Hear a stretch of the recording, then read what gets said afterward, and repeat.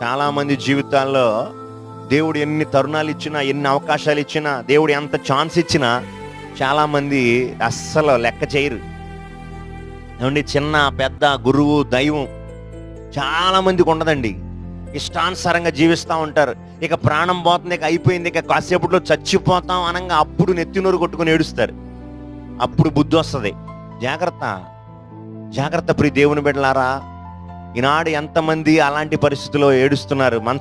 ఆ మరణ పడకల మీద ఐసీసీలో పడుకొని ఏడుస్తూ ఉంటారు. అయ్యో, నా తల్లిదండ్రులు చెప్పిన మాట నేను వినలేదు, తాగొద్దురా తాగొద్దురా తాగొద్దురా అని చెప్తే నేను వినలేదండి. ఇవాళ నా యొక్క లివర్ పాడైపోయింది, నా ఊపిరితిత్తులు పాడైపోయినాయి, సిగరెట్లు తాగి, ఇదిగో గుట్కాలు తిని, కైనీలు తిని, ఇదిగో నోటి క్యాన్సర్ వచ్చేసింది, ఇదిగో గొంతు క్యాన్సర్ వచ్చేసింది, ఇదిగో మరి ఆ యొక్క లంగ్స్ పాడైపోయినాయి, లేదా కిడ్నీ పాడైపోయింది, లేదా లివర్ పాడైపోయింది, లేదా ఇదిగో హార్ట్ ప్రాబ్లం వచ్చింది. అప్పుడు ఏడుస్తూ